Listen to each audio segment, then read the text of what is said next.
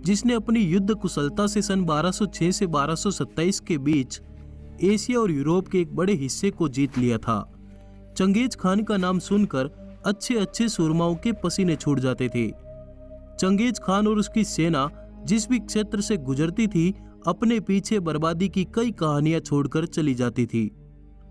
आइए डिमांडिंग पंडित के साथ जानते हैं इस क्रूर शासक के जीवन, युद्ध कुशलता और अत्याचारों से जुड़ी 12 बातें। चंगेज खान का जन्म और बचपन। चंगेज खान का जन्म सन 1162 के आसपास मंगोलिया के एक खानाबदोश कबीले में हुआ था। चंगेज खान का पिता यंगुसी बगातुर उनके कबीले का सरदार हुआ करता था।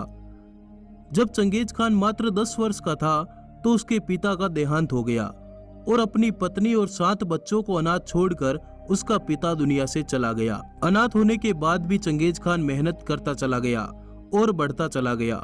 कबीले के सरदार का पुत्र होने की वजह से ही वो बचपन से युद्ध की बारीकियां सीखता रहा। बचपन में चंगेज खान बहुत गुस्सैल था। एक बार उसके भाई ने उसकी मछली चोरी करके खा ली। इस पर चंगेज को इतना गुस्सा आया कि उसने अपने ही भाई को मार डाला। चंगेज खान का धर्म, वो मुसलमान नहीं था। चंगेज नाम के साथ खान लगा होने की वजह से अधिकतर लोग यह मान लेते हैं कि वह मुसलमान था, जबकि ऐसा नहीं है। चंगेज खान का असली नाम तेमुजिन था। चंगेज खान ने अपनी कुशलता से शुरू से अपने कबीले में अच्छा खासा प्रभाव बना लिया था। मंगोलों की सभा ने उसे अपना सरदार घोषित कर दिया और उसे कागान की उपाधि दी। मंगोल सेना में सेना के सरदार या कागान की उपाधि पाने वाले को खान कहा जाता था। कागान का अर्थ होता है सम्राट या सरदार। चंगेज नाम उसे बाद में मिला जब कई कबीलों ने उसकी अधीनता स्वीकार कर ली और पृथ्वी का एक बड़ा क्षेत्र उसके कब्जे में आ गया। तब उसे मंगोल कबीले के लोगों ने चंगेज नाम से नवाजा, जिसका अर्थ था विश्व समुद्र। तेमुजिन अब चंगेज खान बन चुका था, जिसका मतलब होता है विश्व सम्राट। ऐसे की थी अपने विजय अभियानों की शुरुआत। तेमुजिन जब कागान या खान बना तब उसकी उम्र 51 साल हो चुकी थी। इस उम्र में ज्यादातर आदमी शांति और आराम चाहते हैं, पर उसके लिए तो यह विजय यात्रा के जीवन की शुरुआत थी। एक कहानी के अनुसार एक बार चंगेज खान शिकार से वापस लौटकर जब अपने ठिकाने पर पहुंचता है तो अपनी जवान पत्नी को गायब पाता है। बाद में उसे पता चलता है कि एक दुश्मन कबीले के लोगों ने उसकी पत्नी का अपहरण कर लिया है। इसके बाद चंगेज खान अपने कबीले के लोगों को संगठित करके अपनी पत्नी को छुड़वाने के लिए कई लड़ाइयां लड़ता है। अपने बीवी के मिल जाने के बाद भी वह अपनी जीतों से उत्साहित होकर लड़ाइयां जारी रखता है और दुनिया में सबसे ज्यादा क्षेत्र जीतने वाला सम्राट बन जाता है। जीत लिया था 3 करोड़ 30 लाख वर्ग किलोमीटर का क्षेत्र।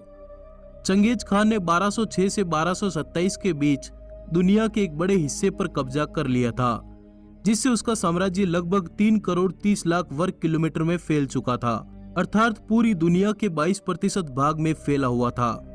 चीन से लेकर रूस, अफगानिस्तान, ईरान, इराक और हंगरी तक चंगेज खान का साम्राज्य फैला हुआ था। इतना विशाल साम्राज्य चंगेज खान के बाद मंगोलिया में दूसरा कोई सम्राट नहीं जीत पाया। चंगेज खान की युद्ध कुशलता। मंगोलिया के खानाबदोश लोग बड़े ताकतवर थे, लेकिन इनकी ताकत इनके ज्यादा काम न आती अगर इन्होंने एक योग्य सरदार पैदा न किया होता। यह योग्य सरदार था चंगेज खान। चंगेज खान बड़ी सावधानी और समझदारी से युद्ध करता था। उसने अपने सैनिकों को खास तरह की ट्रेनिंग दे रखी थी।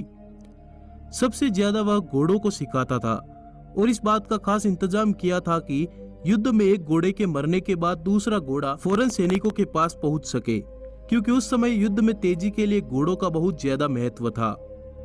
युद्ध में भले ही चंगेज खान की सेना विरोधी सेना से कम होती, पर पक्के अनुशासन और संगठन के कारण जीत चंगेज खान की सेना की ही होती।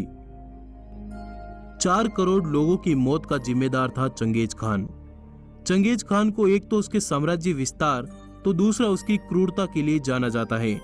अपने विजय अभियानों के दौरान वह जिस भी क्षेत्र में जाता शहरों के शहर तबाह कर देता और खूब मारकाट करता। एक अनुमान के अनुसार उसने अपने समय की 11% आबादी का सफाया कर दिया था, जो तकरीबन 4 करोड़ बनती है। उसकी बर्बरता का अंदाजा इसी बात से लगाया जा सकता है कि उसने सन 1219 में ईरान पर हमला करके वहां की 75% आबादी का समूल खात्मा कर दिया था। उज्बेकिस्तान के बड़े शहर बुखारा और राजधानी समरकंद पूरी तरह जलाकर राख कर दिए। बुखारा की 10 लाख की आबादी में से मात्र 50,000 लोग ही जिंदा बचे थे। इतिहासकारों के अनुसार चंगेज खान के हमले के समय जितनी आबादी पूरे ईरान की थी, उतनी आबादी वापस होने में 750 साल का लंबा समय लग गया। चंगेज खान ने जब चीन की दीवार को भेदकर चीन की राजधानी बीजिंग पर कब्जा किया, उसके बाद उसने चीन के कई शहरों को उजाड़ दिया, हजारों लाखों लाशों के ढेर लगा दिए।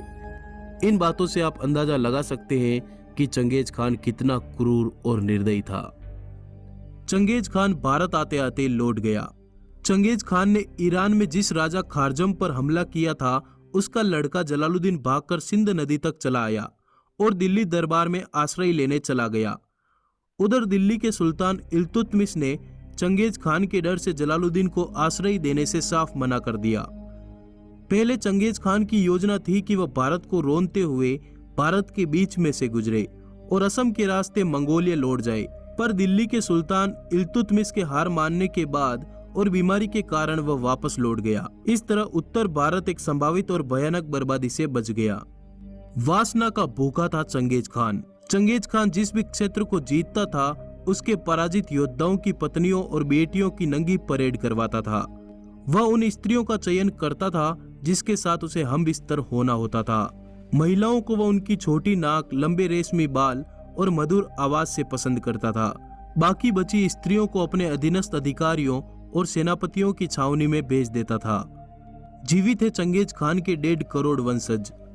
चंगेज खान की कई पत्नियां थी। इतिहासकारों के अनुसार चंगेज खान हजारों का नहीं तो कम से कम सैकड़ों बच्चों का बाप था। रूस की एक अकेडमी ने मंगोलिया के सीमाई क्षेत्र में रहने वाली जनसंख्या के टिश्यूओं के नमूनों की जांच में पाया कि आज भी चंगेज खान के 1 करोड़ 60 लाख पुरुष वंशज जीवित हैं। अगर महिला वंशजों को भी साथ में जोड़ लिया जाए तो यह संख्या दुगुनी हो जाएगी। इसका मतलब है कि पृथ्वी पर 3 करोड़ लोग ऐसे हैं जिनके दादा के दादा के दादा और नानी की नानी की नानी का पिता चंगेज खान था।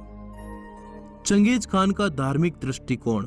धार्मिक मामलों में चंगेज खान बड़ा दयालु था। वह सभी धर्मों का सम्मान करता था। चंगेज एक विचारधारा समावाद को मानता था, जिसे आप उसका धर्म कह सकते हैं। समावाद में नीले आसमान वाले देवता की पूजा होती है। चंगेज खान ताओ धर्म गुरुओं से भी खूब ज्ञान संवाद करता था। अपने मरने तक चंगेज खान समावाद पर ही कायम रहा और जब भी कठिनाई में होता तो वह नीले आकाश की तरफ देखता था। चंगेज खान को बाज पालने का भी शौक था। उसके पास तकरीबन 800 बाज थे। चंगेज खान की मौत। यह कोई नहीं जानता कि चंगेज खान की मौत क्यों हुई और उसे कहां दफनाया गया था या जलाया गया था। एक कहानी के अनुसार घोड़े से गिरने की वजह से उसकी मृत्यु हो गई थी। चंगेज खान 1227 में 65 साल की उम्र में एक बड़ा इतिहास अपने पीछे छोड़कर इस दुनिया से चला गया। चंगेज खान के उत्तराधिकारी। चंगेज खान की मृत्यु के बाद उसके लड़के ओक्ताई ने मंगोल साम्राज्य की गद्दी संभाली। चंगेज खान के मुकाबले वह दयावान और शांति प्रिय था। वह कहा करता था कि हमारे कागान चंगेज ने बड़ी मेहनत से हमारे शाही खानदान को बनाया है। अब समय आ गया है कि हम अपने लोगों को शांति दें। चंगेज खान के मरने के बाद भी